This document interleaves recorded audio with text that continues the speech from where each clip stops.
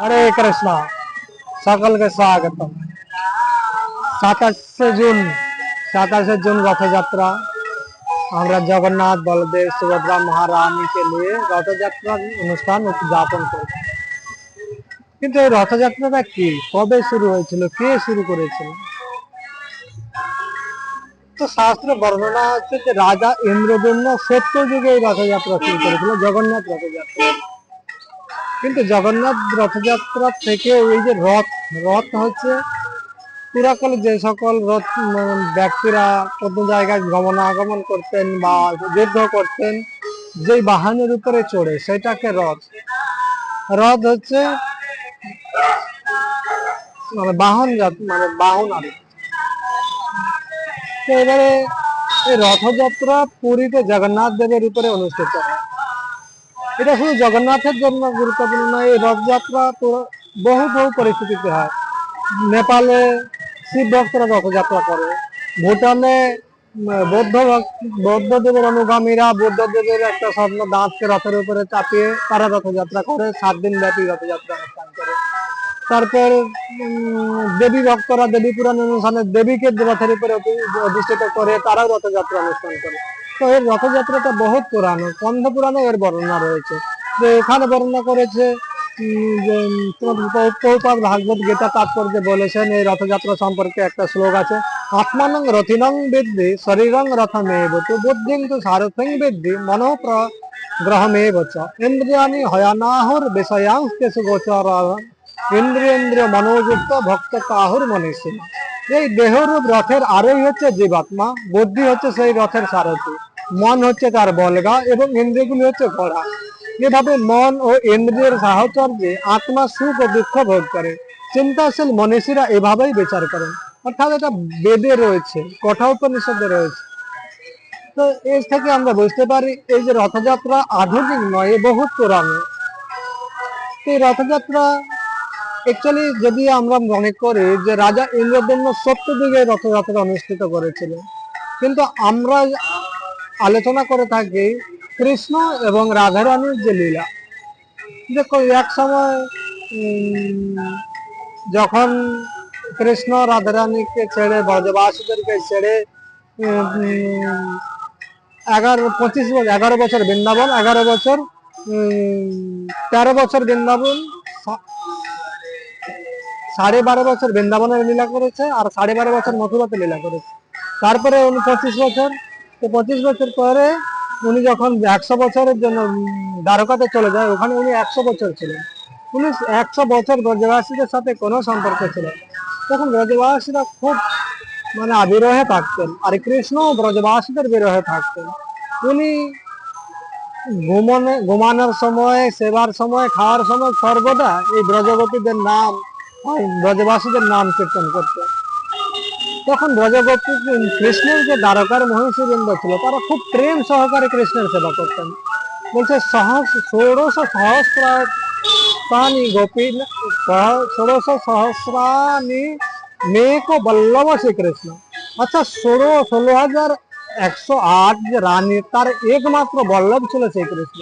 আর তারা সকলে মিলে কৃষ্ণকে যথাযথভাবে সেবা করতেন প্রেম দিয়ে, যাতে কৃষ্ণ ব্রজবাসীদেরকে বলে গিয়ে তাদেরকে ভালোবাসতে পারে। কিন্তু কৃষ্ণ জানি না, তারা ভাবতো যে কৃষ্ণ কি এমন রসাস্বাদন করেছে ব্রজবাসীদের কাছে যাতে কিনা তাদেরকে বলতে পারে না। ঘুমানোর সময় তারা ব্রজবাসীদের নাম কীর্তন করে। তো তখন সমস্ত রানীগণ দুঃখিত হয়ে তারা দুঃখিত এই জন্য হয়নি, হিংসা করে দুঃখিত হয়নি, কিন্তু তারা দুঃখিত হয়েছিল তারা এমন কি প্রেম দিয়ে সেবা করেছে, সেই প্রেমটা তাহলে আমরা সেভাবে সেবা করতে পারবো, সেটা আমরা জানতে চাই তারা কতটা ভালোবেসে সেবা করেছিল। তাই তেনারা কি করলেন, দেবকী দেবীর কাছে গেলেন। দেবকী মাতাকে কি বললেন, মাতা আর আমরা এভাবে সেবা করার পরেও আপনার ছেলে কেন বৃন্দাবনের কথা স্মরণ করে, তারা কিভাবে এমন সেবা করেছে? তখন উনি বললেন, আমি তো দুর্ভাগা, আমি তো বৃন্দাবনের যে লীলাটা আমি দেখতে পাই না, আমি তখন কংসের কারাগারে ছিলাম। তবে হ্যাঁ, রোহিণী দেবী বাল্যলীলা দর্শন করি, তোমরা রোহিণী দেবীর কাছে যাও, উনি নিশ্চয় বলতে পারেন। তখন সমস্ত কৃষ্ণ মহিষীগণ বলদেবের মাতা রোহিণী দেবীর কাছে যান। রোহিণী দেবীকে গিয়ে বলছেন এরকম ব্যাপার, আপনি আমাদেরকে বৃন্দাবনের লীলাটা শোনান। তখন বলছে, খবরদার, তোমরা তো যদি বৃন্দাবনের লীলা শুনে ফেলে বাই চান্স, আর কৃষ্ণ যদি এটা শুনতে পেয়েছে তাহলে ও তো, তোমরা তো কমসে কম তোমাদের কাছে আছো, তাহলে ও যদি বৃন্দাবনের কথা শুনে ওইখান থেকেও পালিয়ে যাবে, তাহলে তোমরা তাকে দেখতেও পাবে না। তখন বলছে তোদের বলতে পারি, যখন কৃষ্ণ বলরাম থাকবে না তখন আমি বলবো। তখন মাতা রোহিণী একদম দেখলো যে কৃষ্ণ বলরাম সুধর্মা সভাতে কোনো জরুরি কাজের জন্য গিয়েছে। তখন উনি কি করলেন না, কৃষ্ণের বাল্যলীলা প্রদর্শন করার জন্য একটা বিশাল বড় রুমের মধ্যে প্রবেশ করলো। যে ভেবে দেখেন তাহলে কৃষ্ণের ওই রুমটা কত বড় ছিল, যেখানে 16,108 মহিষীগণ বসতে পেরেছিল। তো এখানে রোহিণী দেবী কীর্তন করছেন, তখন বলছেন আমি যখন বলবো বাইচান কৃষ্ণ বলরাম এসে যেতে পারে, তাই তুমি এক কাজ করো, সুভদ্রা দেবীকে বললে তুমি দরজার সামনে দাঁড়াও। তখন সুভদ্রা যেতে চাইছে না, বলছে তুমি যদি না দাঁড়াবে তাহলে কেউ শুনতে পাবে না। তখন চিন্তা করবো কমসে কম একটু তো শুনতে পাবো, তাই উনি গিয়ে দরজার সামনে দাঁড়ালেন। তখন কৃষ্ণ বলরাম যখন বলছে যত্র গায়ন্তি মদ্ভক্তা তত্র তিষ্ঠামি নারদ, আর এখানে যখন কৃষ্ণ বলরাম রোহিণী মাতা কৃষ্ণ বলরামের বাল্যলীলা প্রদর্শন করছেন, আর তৎক্ষণাৎ কৃষ্ণ বলরাম ওখানে এসে উপস্থিত হয়ে গেছে। আর ওখানে এসে দেখছে যে একটা ঘরের মধ্যে সকল মহিষীগণ, আর কেউ নেই, দাঁড়িয়ে আছে সুভদ্রা। তখন কৃষ্ণ সুভদ্রা এইভাবে দাঁড়িয়ে আছে, আর যেহেতু কৃষ্ণ কথা হচ্ছে, যে রসটা সামলাতে, লোভটা সামলাতে পারছে না, সেও কানটা খাড়া করে চলছে। আর কৃষ্ণের লীলা এত মধুরিমা যে তার অষ্টসাত্বিক বেকার হয়ে তার অঙ্গ প্রত্যঙ্গ সব ছোট টুকরে গেছে, আর তার বাহ্য চেতনা লোভ হয়ে গেছে। আর কৃষ্ণ বলরাম সেই কৃষ্ণ কথার লোভে তারা দুপাশে সুভদ্রার বলদেবের দুজন সুভদ্রার দুপাশে দাঁড়িয়ে, আর দুজনে মিলে কৃষ্ণ কথা শ্রবণ করছে। আর এভাবে কৃষ্ণ কথা শ্রবণ করছে, যেটা শ্রবণ করে কৃষ্ণ বলরামের শরীর গুলো কুঞ্চিত হয়ে গেছে, অষ্টসাত্বিক ভাব, যেটা সেমন মহাপ্রভুর লীলায় হয়েছিল।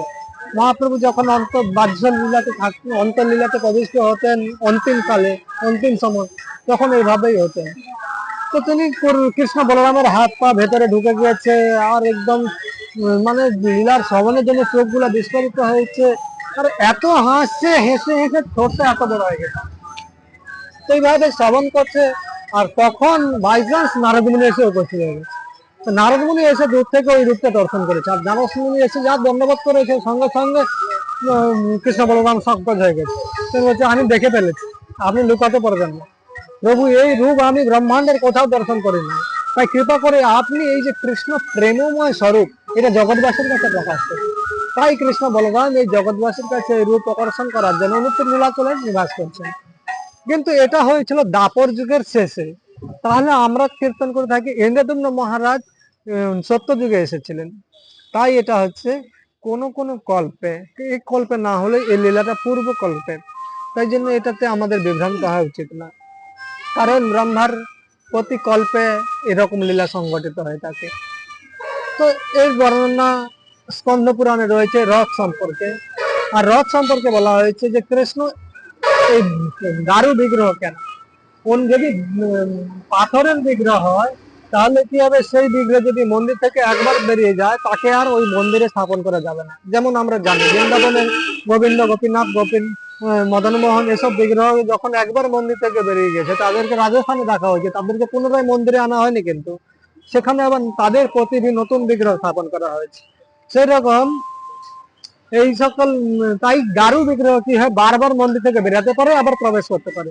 তাই জগন্নাথের যে স্বরূপ হচ্ছে দারু বিগ্রহ, কাষ্ঠ দারু, তো এইভাবে জগন্নাথ নীলাচলে নিবাস করছে। তিনি অত্যন্ত উদার, আর কৃষ্ণদেরকে প্রেম, রাধা ব্রজবাসীদের যে প্রেম দেওয়ার জন্য পুরো দু হাত বের করে রেখেছে।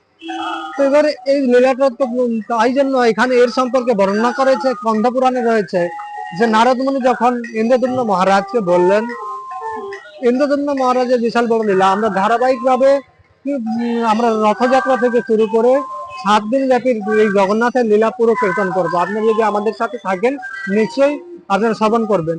তো আমরা এখন জাস্ট সংক্ষিপ্ত এর বিষয়বস্তুগুলো উপস্থাপন করছি। এর সম্পর্কে যখন ইন্দ্রদম্ন মহারাজ জগন্নাথের বিগ্রহ নির্মাণ হয়ে গেল, জগন্নাথ ওনাকে আদেশ করলো যে তুমি এই বিগ্রহকে রথের মধ্যে স্থাপন করে নীলাচল মন্দিরে নিয়ে যাও। আর তখন নারদ মুনি এই রথ সম্পর্কে বর্ণনা করে বলেছে, স্বর্ণইসু ঘটিতং সাধু রথত্রয় মলঙ্কৃতম দুকুল রত্ন মালাদ্বৈর বহুমূল্য বৃতং মহা।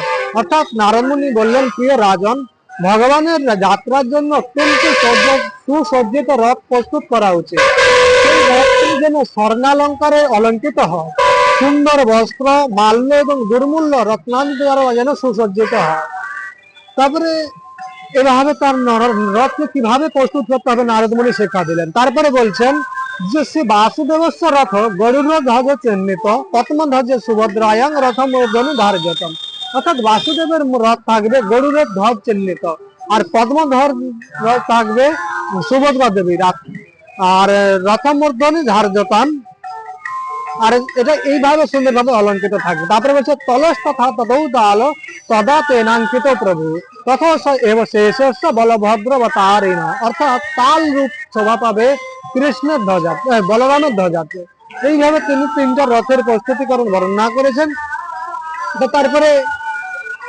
তারপরে কৃষ্ণ এইভাবে নারদ মুনি যখন ইন্দ্রদম্ন মহারাজকে নির্দেশ করলেন, আর তৎক্ষণাৎ সেখানে এসে উপস্থিত হলেন বিশ্বকর্মা। আর বিশ্বকর্মা এসে কেবলমাত্র একদিনের মধ্যে এই রথকে প্রস্তুত করেছিলেন, তিনটা রথ।